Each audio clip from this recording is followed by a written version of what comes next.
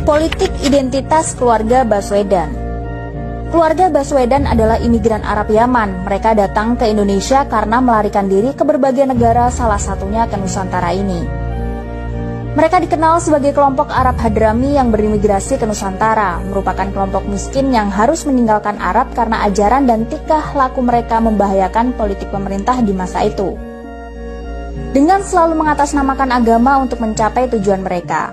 Di Nusantara, mereka ini dikenal dekat dengan kolonial Belanda, sehingga dari sisi peraturan hukum oleh pemerintah Hindia Belanda diistimewakan dan ditempatkan dalam golongan tersendiri yang berbeda dengan kelompok pribumi. Di mana ketika itu pemerintah Hindia Belanda menerapkan aturan berdasarkan golongan, yaitu 1 golongan Eropa, 2 golongan Timur Asing, 3 golongan Bumi Putra. Keturunan Arab ditempatkan sebagai golongan Timur Asing dan telah terbiasa melihat diri mereka lebih tinggi daripada pribumi.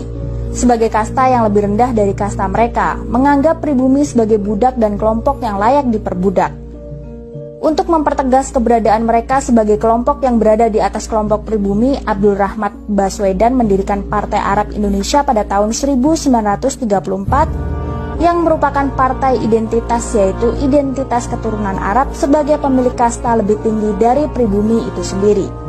Abdul Rahman Baswedan merupakan kakek dari Anies Baswedan. Sejak tahun 1934 telah membentuk suatu kekuatan politik atas nama Arab agar mereka yang berada di Indonesia diakui sebagai Arab Indonesia, bukan pribumi Indonesia, melainkan orang Arab yang tinggal di Indonesia, merupakan suatu politik identitas tanpa rasa nasionalisme.